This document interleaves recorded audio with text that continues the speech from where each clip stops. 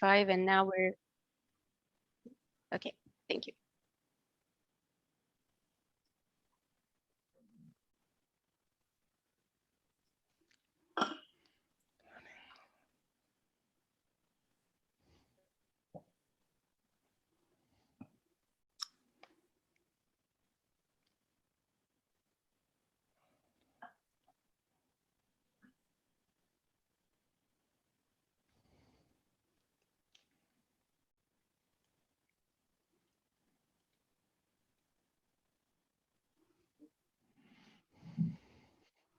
Good.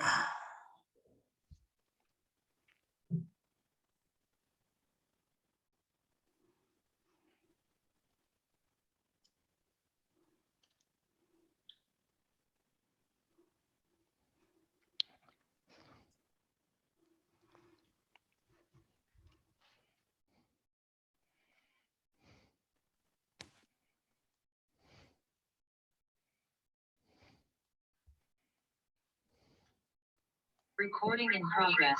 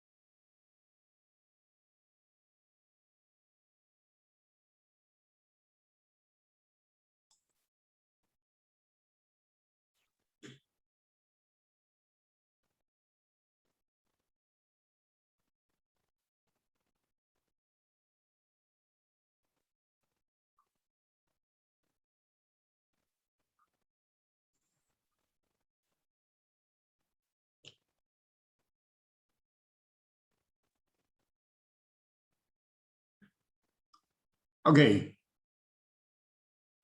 Can we begin now? It's I think it's the time now for us to start our session, right? Peter, do you agree? Okay. So good day, good morning, good evening, and good day, right? Because we are in the different time zones. and welcome all of you to join us in a special session on national science policy and national science advances.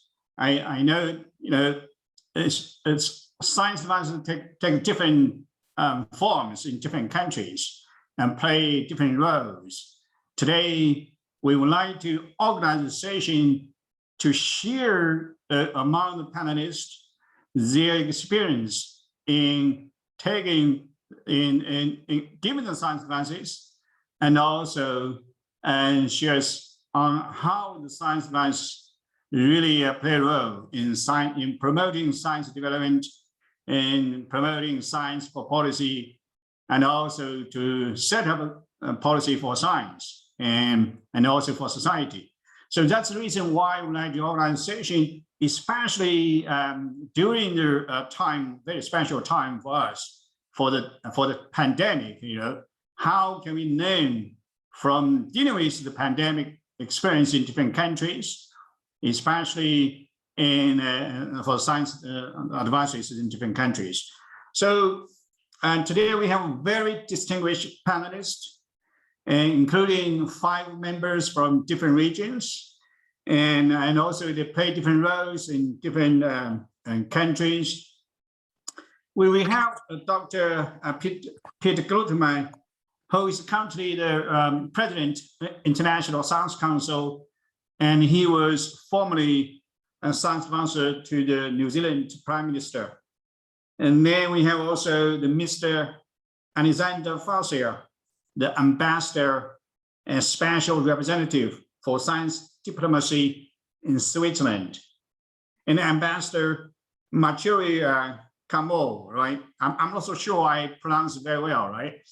And the Principal Secretary of the Ministry of Foreign Affairs, Kenya, and Mrs. Maria Esni Jacqueline Solis, and Deputy Director of International Affairs, University, Costa Rica, and also Mrs. Claria Craig, the Vice President of INGSA. You know that INGSA is a special association for the science advisor, the Queen's College, UK. And welcome all the panelists. So today, for this session, we would like to organize the session in this way. And first, I would like to invite the speaker and to give some minutes and to present their opinions and their, some messages, and how the science advances really take place and take the road in different places, and how can we learn and share with each other, and also how the policies can really work for promoting science, and how can we help the government and to set up the policy and for society, whatever, right? Before I give the floor to the first speaker, and Dr. Peter Gluckman, I just would like to remind all the audience, if you want to present your questions, and you just post your questions into the chat box. And after the discussions, we would like to take some questions from all the audience.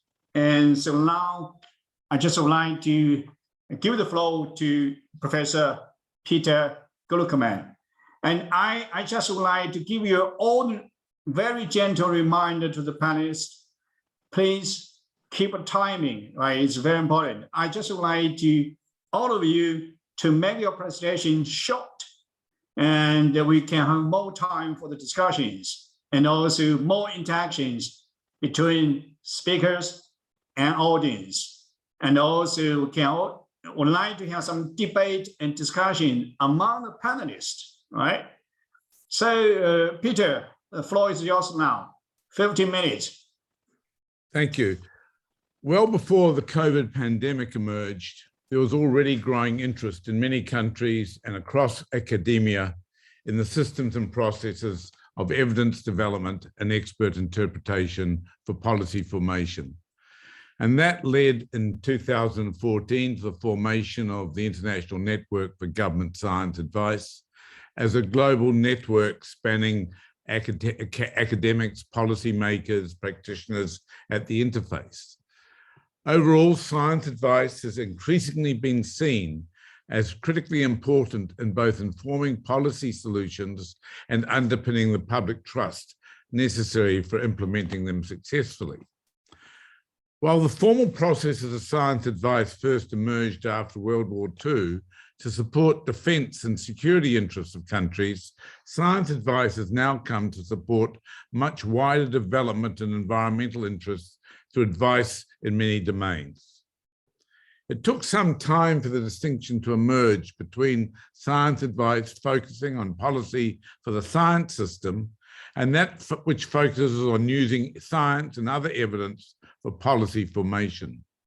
While the former concentrates on managing the public research system through funding and infrastructure and the private sector development and innovation, the latter focuses on providing scientific evidence to inform public policy making. And my remarks will focus only on the latter. The science advice for evidence-informed policy making at any level of governments from local to global relies on two key and somewhat distinct functions. Firstly, evidence synthesis is needed to establish the state of available knowledge on any issue through a range of methods such as literature reviews, scientific assessments, and expert inputs. Importantly, such synthesis must be unbiased and pluralistic, including the broad range of disciplines that can be applied to the problem. This is a skilled process, and often national academies fulfill that role. But sadly, several countries, many countries indeed, have not yet created national scientific academies. Secondly, that synthesized evidence must be communicated to the policymaker. But this too is a sophisticated process requiring particular skills of knowledge brokerage. It's an interactive and iterative process of dialogue between science and policy to help frame questions, communicate certainties and uncertainties and their implications in ways that are policy relevant but not policy prescriptive. It must help decision makers interpret scientific information as meanings, implications, and limitations exist, and it must help them for the purposes to support their deliberations in decision making. However, in many countries, creating appropriate structures to perform these functions remains a challenge. While countries have a broad range of models of science advice, there are nonetheless some general principles. First, independence. Science advice to policy should take the form of unbiased synthesis and honest brokerage rather than advocacy. It requires an level of independence from the policy and political apparatus to ensure trusted advice for evidence-informing policy. Secondly, legitimacy. Science advice must be conscious of the need to maintain trust and legitimacy with multiple communities simultaneously: the political community, the policy community, the public, and the science community. The skill of a good knowledge brokerage mechanism is to protect the integrity of the advice, even if there's a potential or actual conflict with political and other values that the policymaker may be considering. Building and maintaining trust is aided by good public-facing communication. And thus, science advice mechanisms should strive for openness of their processes and deliberations. Of course, there are matters where they can't, for example, in security matters. Importantly, engaging a plurality of disciplines and knowledges, including from non-scientific stakeholders often, is desirable to inform the synthesis of evidence using robust and transparent processes. Thirdly, relevance and access. To be effective, an advisory mechanism must have access to those components of government or decision-making it's seeking to advise.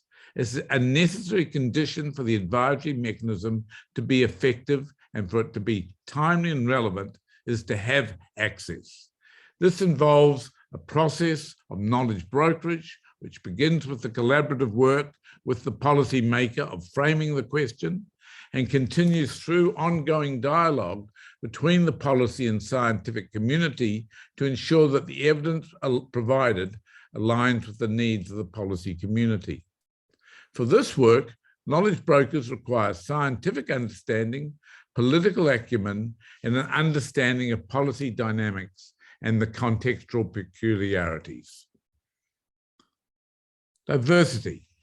Those undertaking synthesis and brokerage must be attuned to the potential of biases in their own assumptions and processes, as expert judgment is critical. Pluralistic science advice mechanisms best comprise a diversity of expertise and cultures to help avoid hidden biases. This acknowledges that science is never free of values and that there's always an inferential gap between what is known and what is concluded. Fifthly, reducing uncertainty. The main function of scientific brokerage is to clarify what is known, what is not known, what about an issue, without seeking necessarily to provide a definitive answer or explanation, but rather to be honest about, to the extent possible, of what we know and what is not known to inform the policy choices. And it's got, therefore, to be adaptable, especially in the face of a crisis. There'll always be structural uncertainty or ignorance at any single point in time. And so science advice has to be adaptive and reflective of further knowledge as the situation unfolds. And finally, humility. Science never can provide all the answers or alone provide define the choice a policymaker must make. Science advice must recognize and accept that many other considerations must be taken into account by the policymaker. Indeed, acknowledging this assists rather than inhibits the effectiveness of science advice. And a full science advisory ecosystem also requires knowledge generators. That is, an active research community and active knowledge communicators. There are many ways these functions of science as evidence synthesis and knowledge brokerage can be defined.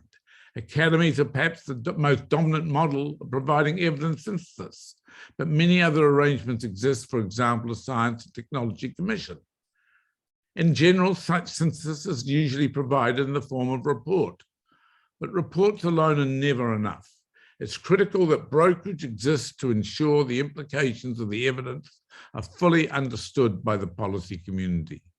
This is often a much more informal process and trusted process, involving perhaps an individual science advisor or a small group of coordinated advisors across ministries, or as a panel, as in the case of the European Commission.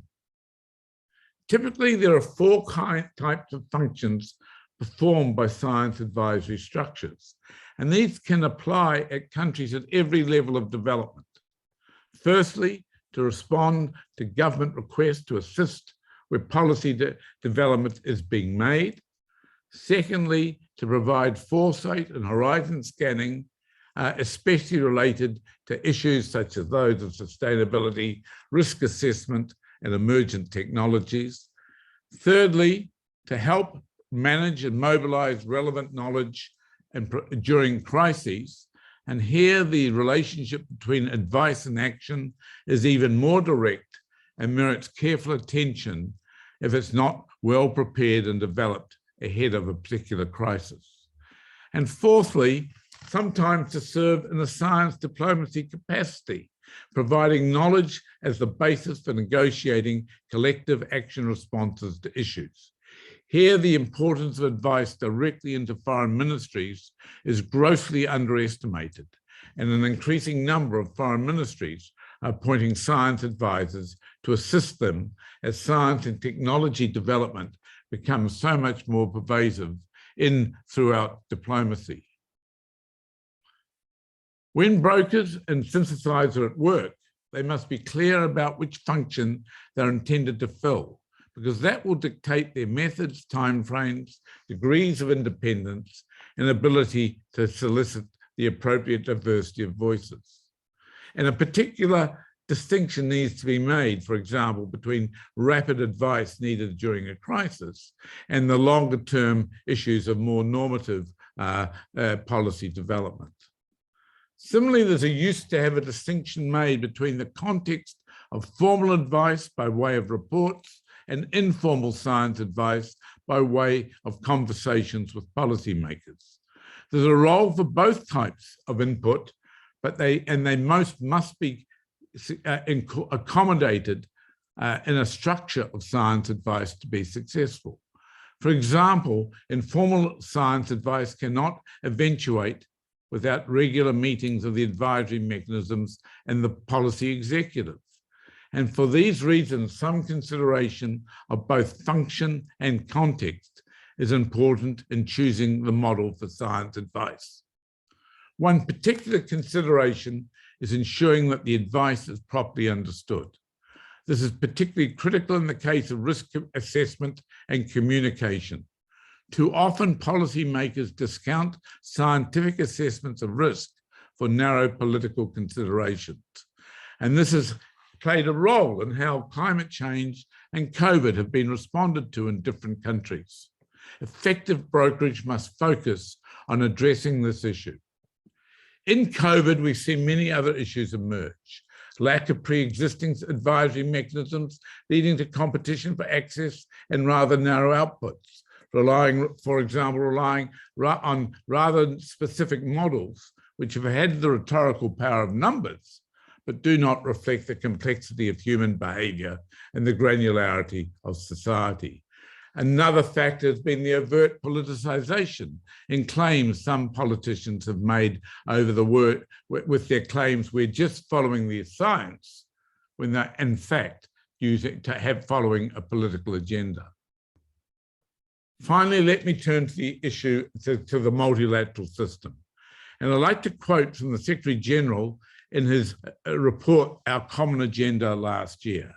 And he stated, one of the primary roles of the United Nations is as a source of reliable data and evidence, providing public and verified information to help the world understand risks and opportunities. To strengthen this role, the Secretary General said he would seek to re-establish the Secretary General's Scientific Advisory Board and better explore linking knowledge centres across the UN system, including in its specialised agencies, to reinforce impact. This was a welcome recognition of the importance of the same principles operating in a multilateral system. However, the scientific community through the International Science Council and its partner organisations of the major group have already pointed out that the past mechanism was not effective for a variety of reasons which I've spoken about previously at this forum. Whatever is developed needs a clear mandate, a dedicated secretariat, a dedicated budget, reporting into New York. It needs links to both the General Assembly and to the Secretary General's office, to other UN agencies and science advisory mechanisms that many agencies have. A board alone will not be sufficient. Importantly, it needs formal links to the global scientific community to undertake the needed evidence synthesis, to be able to draw on experts from existing mechanisms across the world and through the global scientific community, through academies, social science associations, disciplinary scientific unions, and other international organizations, as the expertise of any board is necessarily limited.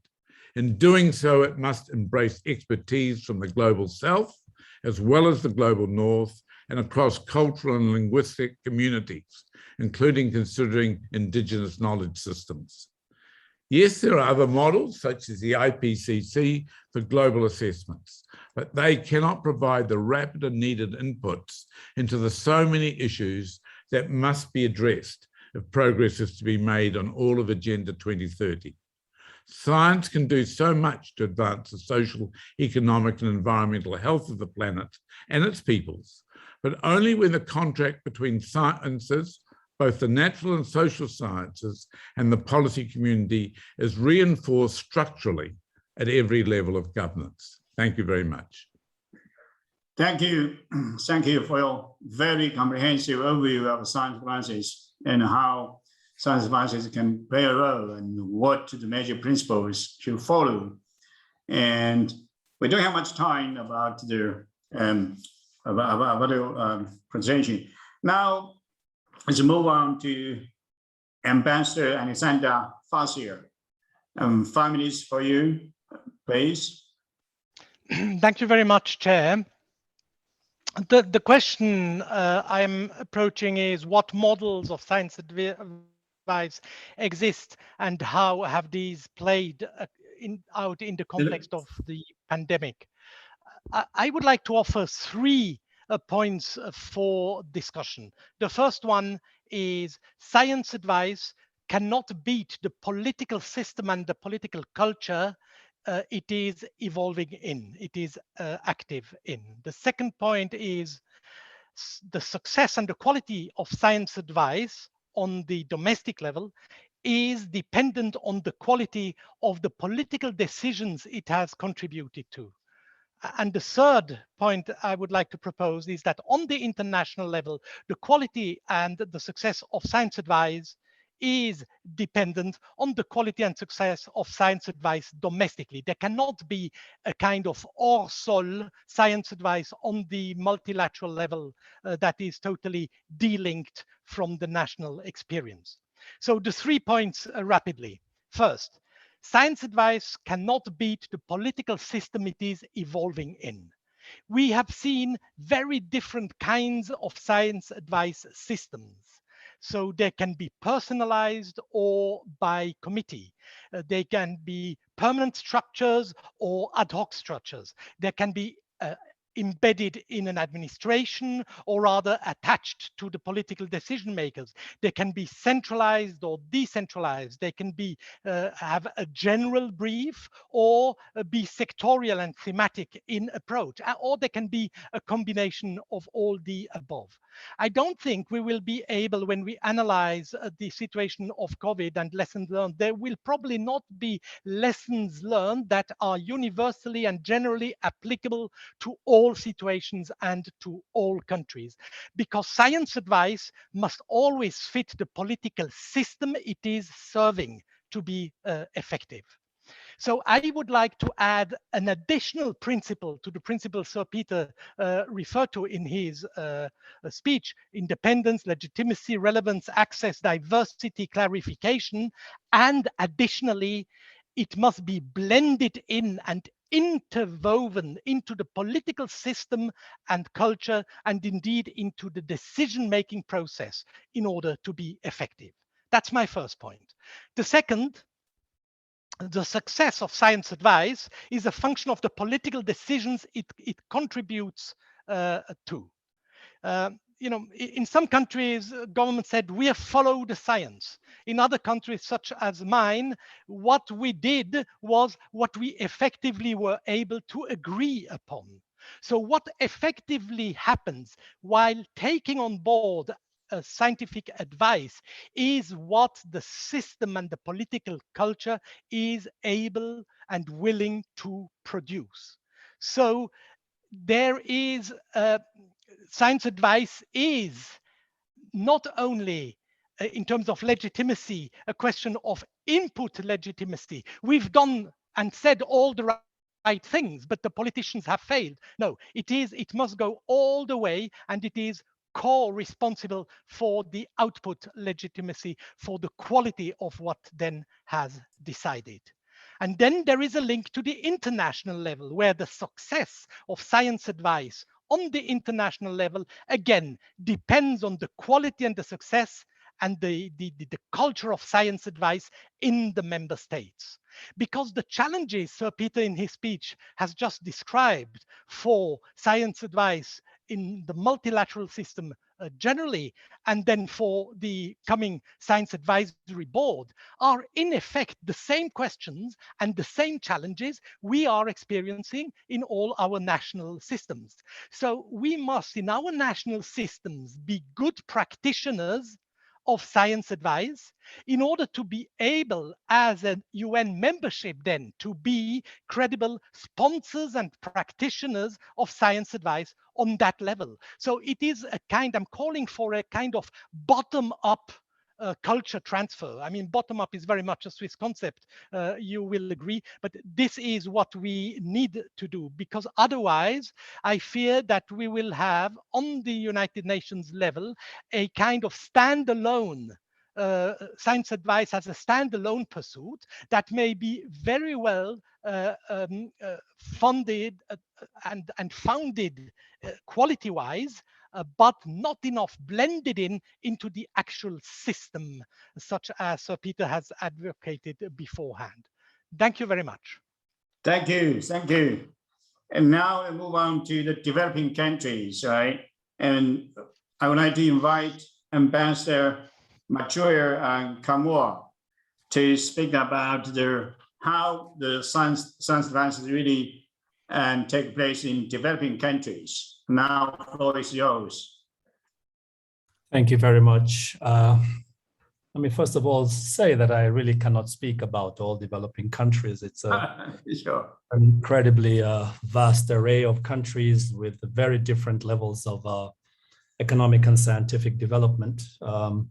And in fact, in some developing countries, the use of science is an extremely powerful, transformative force for their societies and has consequenced why countries are themselves developed and successful. So I think it would be foolhardy of me to try to do that. But I will say this, that as someone who was the co-chair of the whole 2030 agenda process at the United Nations and the co-facilitator of the development of the Sustainable Development Goals, I have always been a very keen believer in the imperative of having science as a driver of policy and of development across the world in both developed and developing countries. Let me also say that I really do appreciate what has just been said by the previous speakers, and I think they've covered much, if not everything, of all that needed to be said, particularly Dr. Peter Gluckman, and what was complemented by Alexander Fazel. I think they've touched on all the critical issues.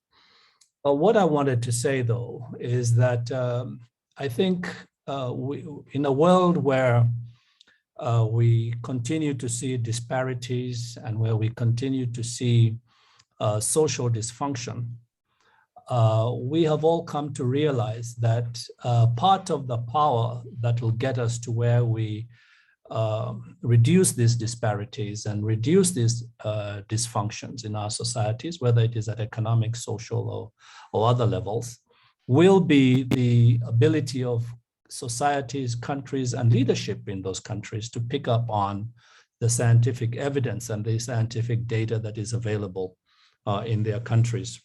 Strangely enough, we were rather perplexed during the COVID period, where we witnessed a strange behavior where science was actually ignored by countries that we had come to respect as being countries that adhere to and function along the lines of scientific advice.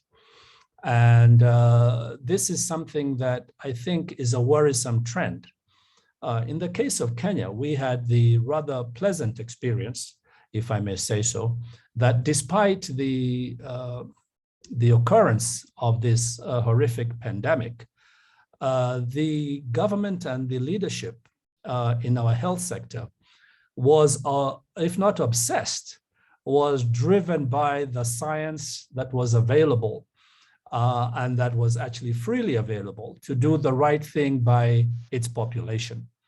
And what we came to realize very quickly is that indeed, if the kind of issues that were brought up by the two previous speakers are in fact applied in a transparent and effective way to drive policy and to drive politics, then indeed you do tend to get better results.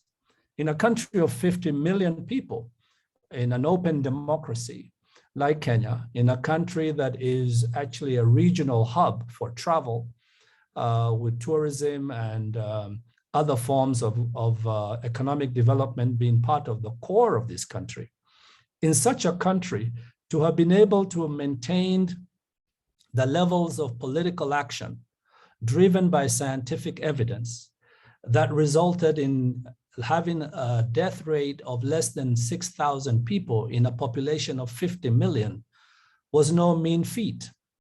But I think anybody who looks at that situation will tell you that this was a result of the application of science and scientific evidence and data on a continuous daily basis to the actions of politicians and to the application of policy.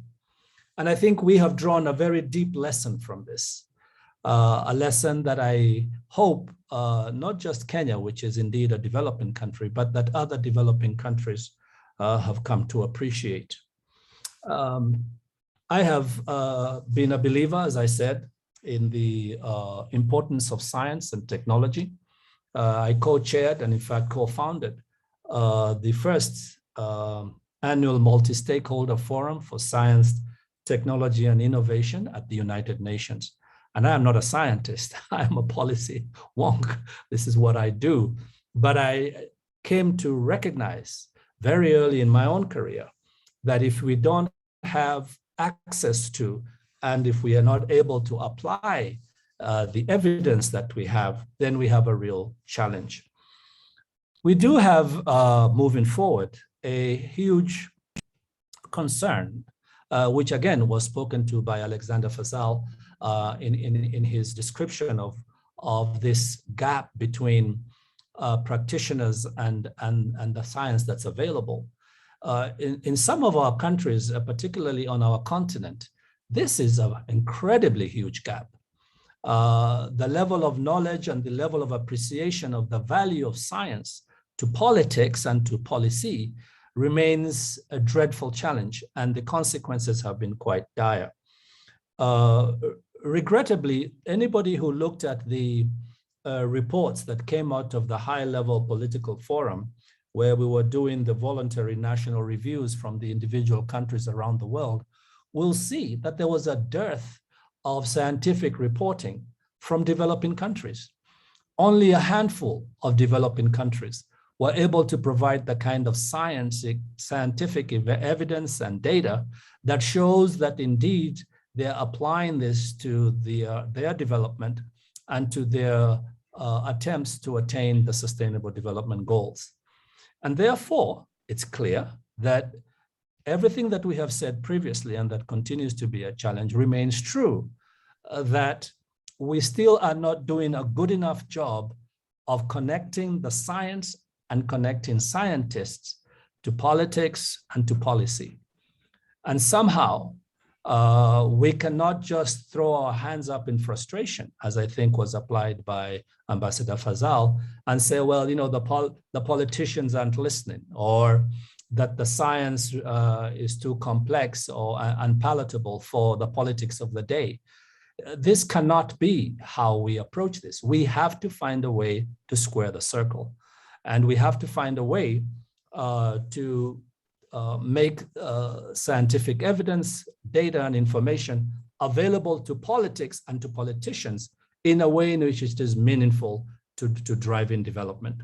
And I will conclude again by referring to what was said earlier by Dr. Gluckman, I think it was, that, you know, it really is a good thing that the Secretary General himself has come round again to this issue. It's not for the first time, that the role of science needs to be facilitated and accelerated. And if indeed he has created a body to help us get this data and evidence to strategic decision makers in ways in which they can make these decisions and they can act on them, then I think we're in a better place than we have been for a long time. But the reality is that we remain hugely challenged in developing countries. There is a lag of between 10 and 25 years for availability of data and for availability of evidence, sometimes of the scientific practices. We saw this during COVID, where many developing countries were fully and utterly reliant on vaccines that were neither available nor were they targeted at developing countries. So it didn't matter that the scientists had developed the vaccines, they simply weren't available. So the politics and the practices around science remain hugely dysfunctional. And this is something that we need to take up. So I wanted to put that out there and remind everybody that developing countries continue to need the capacity to be able to develop the science that is applicable to their reality. So thank you very much for your attention. Thank you. Thank you. You touch upon the capacity building. So now I just would like to invite Mrs. Maria Estoni to talk about how can we build the capacity in developing countries for the science advances. Please. Thank you. Well, hello, everyone. I am grateful for your kind invitation to this panel on national science policy advice. I am speaking to you from Costa Rica, Latin America, and of course, I will not maybe share, I am definitely not the only voice to talk about Global South and developing countries, so I will do my best to address the question. Actually, in my intervention, I would like to consider what are the main learnings regarding science advice in the Global South, and what can be learned from how national responses were informed by scientific evidence in dealing with the pandemic. So precisely 2 years ago, I returned to my country after completing my studies in the UK, a period in which I had the opportunity to learn about science advice and to see firsthand the scientific advice platforms that existed in different European and Commonwealth countries. I never imagined that on my return to my country of origin, to my region of origin, Latin America, I would have the opportunity, I think like never before in history, to see in action the scientific advice platforms that existed in this region. Of course, it was also an opportunity to see what did not exist, since the pandemic gave us that unique and perhaps unrepeatable opportunity to compare the world's scientific advice systems regarding health. So I will address 5 key messages regarding lessons about science advice in the Global South. The first key message is that the academic background of decision makers in key positions was essential to build bridges with providers of scientific evidence. And I will refer to the example of my own country. The management of the pandemic fell mainly in 2 main institutions, the Ministry of Health, of course, and the Costa Rican Social Security Fund, which manages all hospitals and health facilities in the country. It very rarely happens that this second institution is led by a scientist. However, in this pandemic, this happened. So during 2020 and 2021, both institutions were led by a scientist directing the actions and responses to the pandemic. And this was essential for the activation of different channels of permanent communication with academia and scientific groups.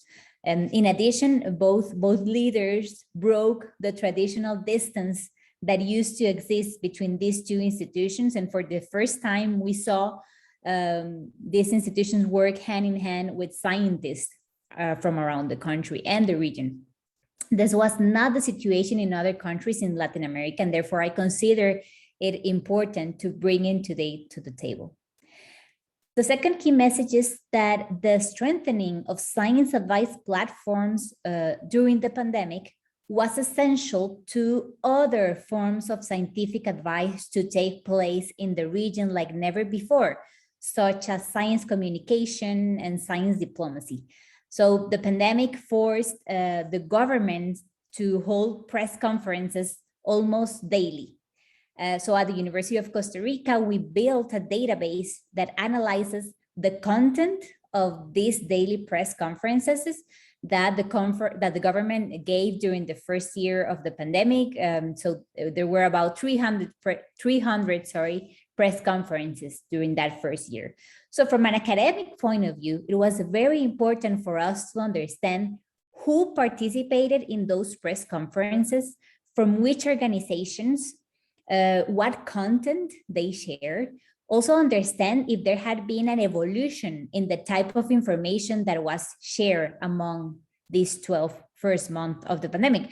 And this was a huge science communication scenario for any government in the world, communicating to non-scientists, vaccine communication, etc. So it was essential to study this, and actually we set up a research agenda around the topic. The pandemic was also a time to strengthen the science diplomacy efforts in the region like never before. So during 2020 and 2021, many science diplomacy initiatives emerged in Latin America.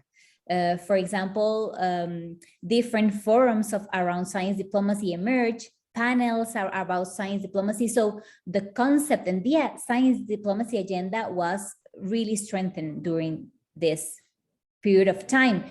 The role of universities was also key to strengthen science diplomacy like never before. So different work tables were enabled with the Ministry of Foreign Affairs to respond not only to the pandemic, for example, with the scientific evidence provided to regarding vaccine diplomacy, for example, but also regarding the general actions of our countries around science diplomacy during the pandemic.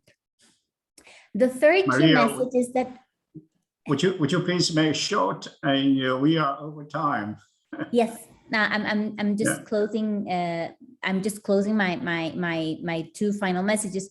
The final message is that science advice structures were not designed equally among the different political structures of the country. So our eyes as analysts and general public focus mainly on the scientific advice that happened in the executive power, the central government. However, what happened in local governments or in the legislative power, for example? So there is very little evidence today, 2 years later, about which legislative commissions were created in the Global South to analyze the transfer of scientific evidence to legislators in the region who were creating legislation in pressing times like never before. Some key questions, and I will finish here, are how have legislative structures changed with the pandemic?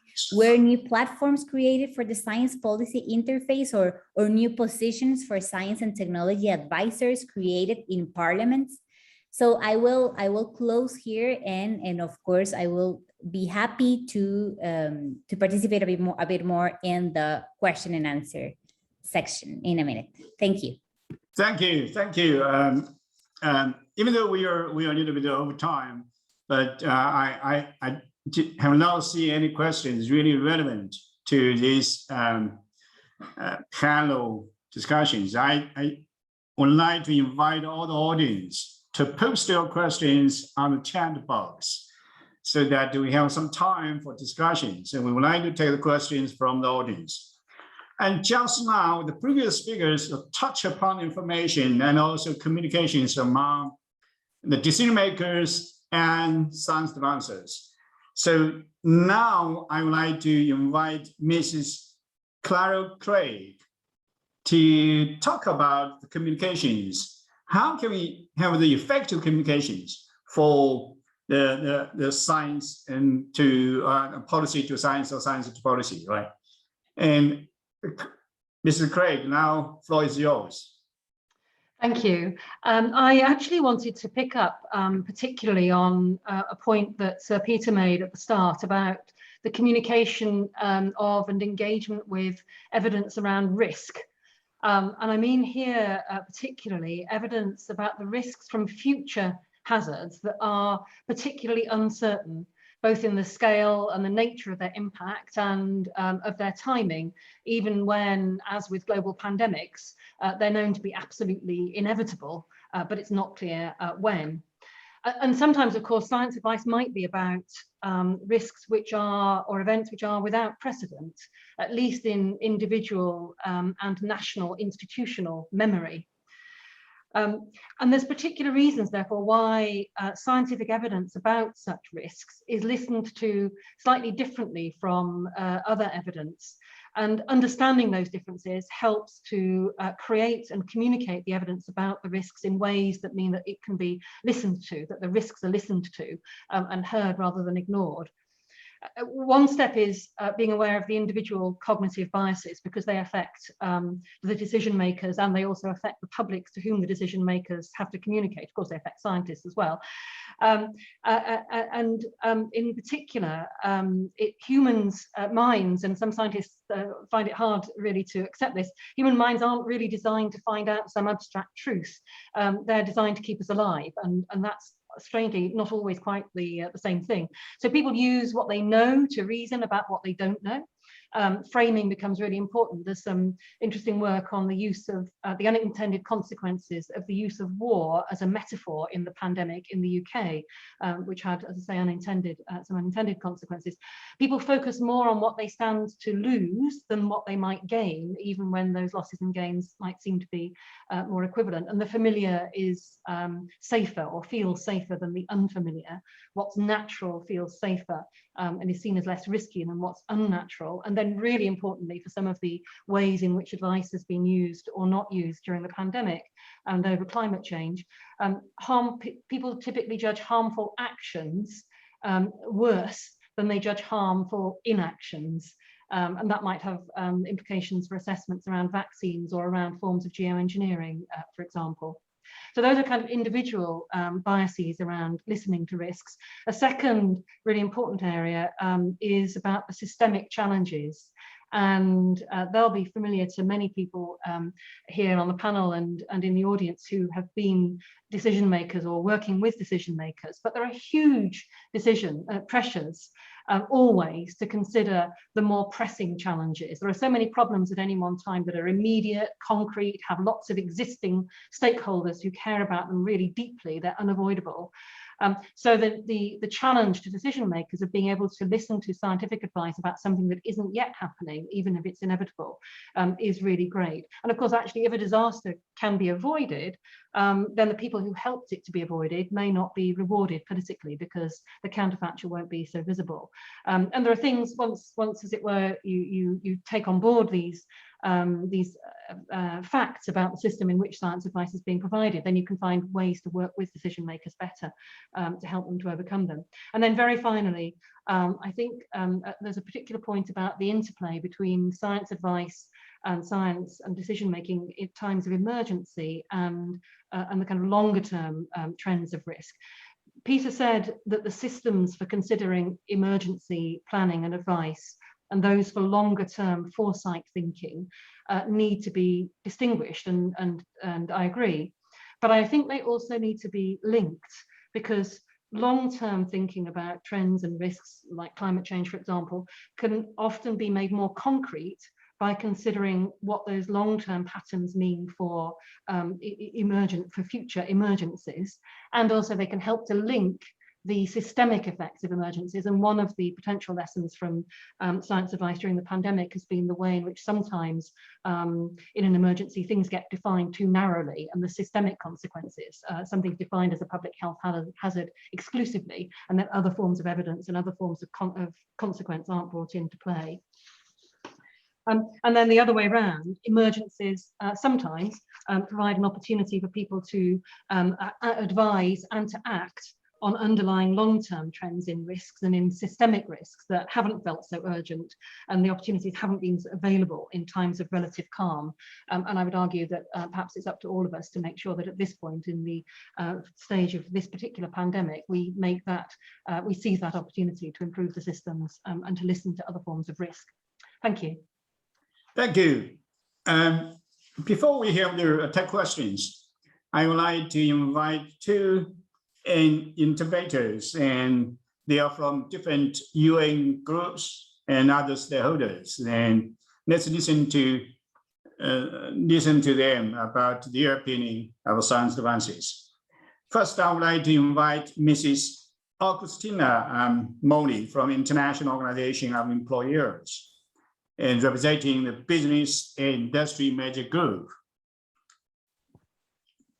Mrs. Moli. Thank you very much. Thank you. Thank you very much for inviting us to share our comments. I'm speaking on behalf of the International Organization of Employers, the IOE. We represent more than 50 million companies in more than 145 countries globally. More and more businesses are looking at evidence and science policy advice to make better informed decisions.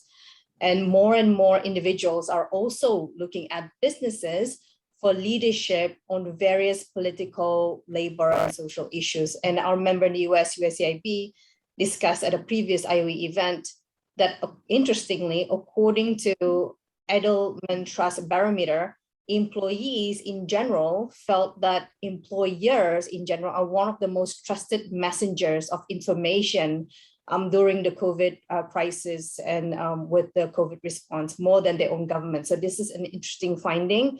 So I think it's really, really important for the private sector to also be engaged in the development of science policy advice.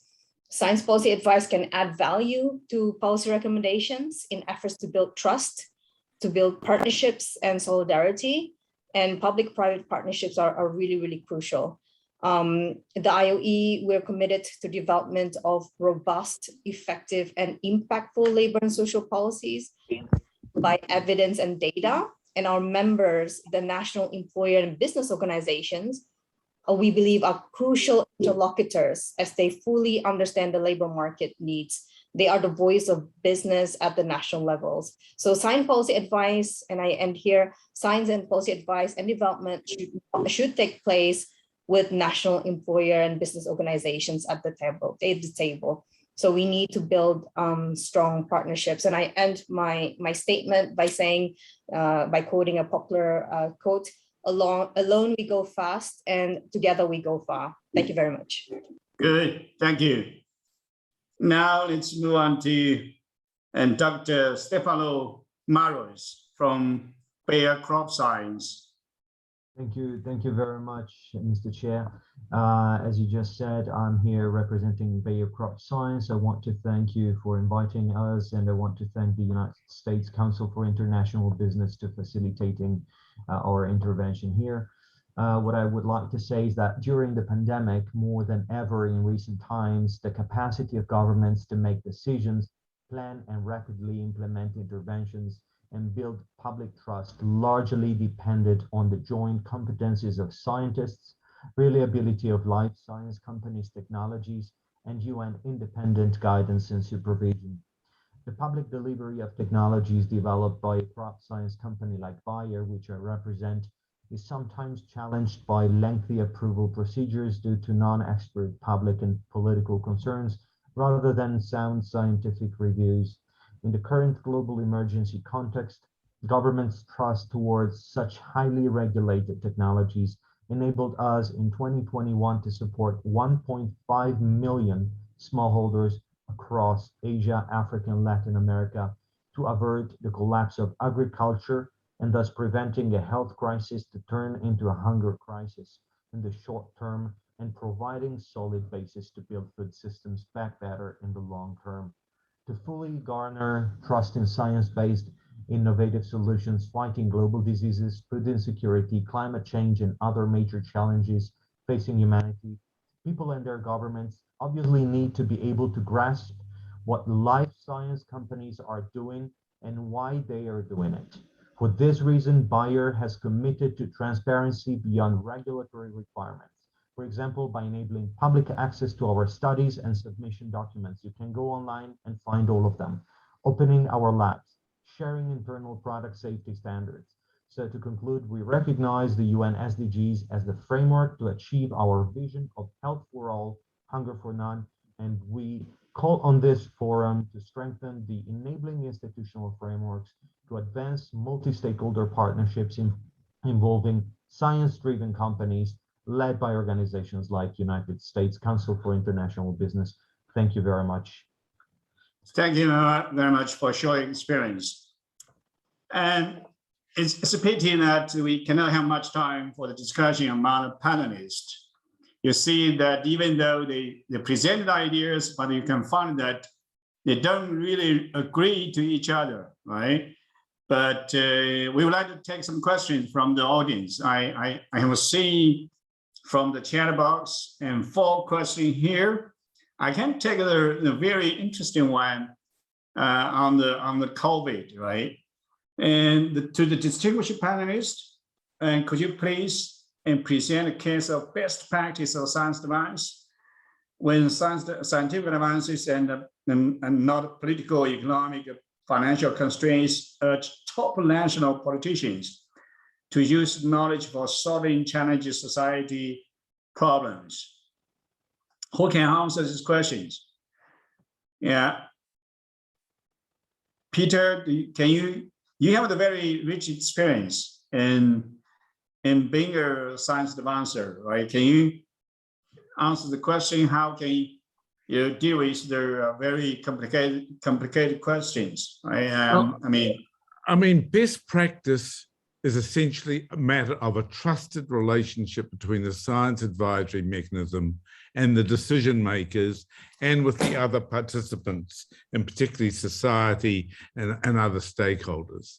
And best practice, in my judgment, is when a science advisor or a science commission can be very frank with the chief executive, the president, the prime minister, and be honest about what science can do and equally what science cannot do. I think the most important thing remains that the decision-making does not sit with the science community. It's not, we live in, decisions are based on values and a lot of other considerations, but we need to give the policymakers the information so they can make better choices between the options that are in front of them. And I think however that's done, it's about the trust, honesty, and the humility in the relationship that determines the outcome. And I think it's interesting that we have two diplomats on this panel, because I actually think science advice is really a form of diplomatic communication between the science community and the policy community. Thank you. I think so we have a few questions concerning with your COVID-19, especially with wearing masks. I just would like to raise a question to all of the panelists, because we all have an experience, right? In some countries, we strongly encourage all the people to wear their face mask. In some other countries, they are not. So from the science advice point of view, what is the best and what is effective policy for wearing the mask or long wearing the mask? Well, again, it's context specific, and that's the point. It's got to also be adaptive to the context, to the knowledge, and over mask wearing, our knowledge about the value of masks evolved in the first 6 months of the pandemic. So as we said, it has to be an adaptive mechanism. Secondly, it has to be contextual. There are very many different cultural aspects of mask wearing. And I think governments have always had to weigh up the science versus the other contextual considerations that are needed. But it also required that one of the problems which we alluded to, but not to discuss, was in some countries, politics overrode the science. Science became politicized. So wearing a mask or not became a political badge. And that was a very sad outcome of the pandemic. So in your opinion, it's not only the science, it's not about the science. And sometimes it's really the political issue. It was about politics. About politics. Yeah. Any other panelists, do you agree or not agree, right?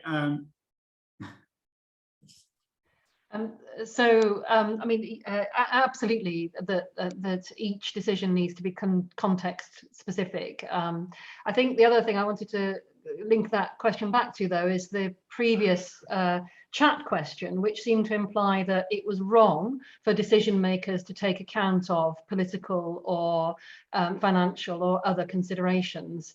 And in practice, that is really their job, to make decisions within their national or other political context, where that's a legitimate context. They do take into account factors other than the science. The thing that I think that we all care about is that they do take account of the science. That is not sufficient, and it's proper that other factors influence their decision. It's not proper that those other factors override the science. Good. I don't think that we have, much time to take questions and answer questions, right? And Peter, would you like to summarize what from the panel, or just No, I wouldn't, other than to say I think that the comments that each of the speakers have made are all very compatible and integrate. And I think Alexandra Fassel pointed out that if we want a good science advice in the multilateral system, we need all the countries of the world, whatever their state of development, to be thinking seriously about how they develop their own science advisory mechanisms within their own culture and context.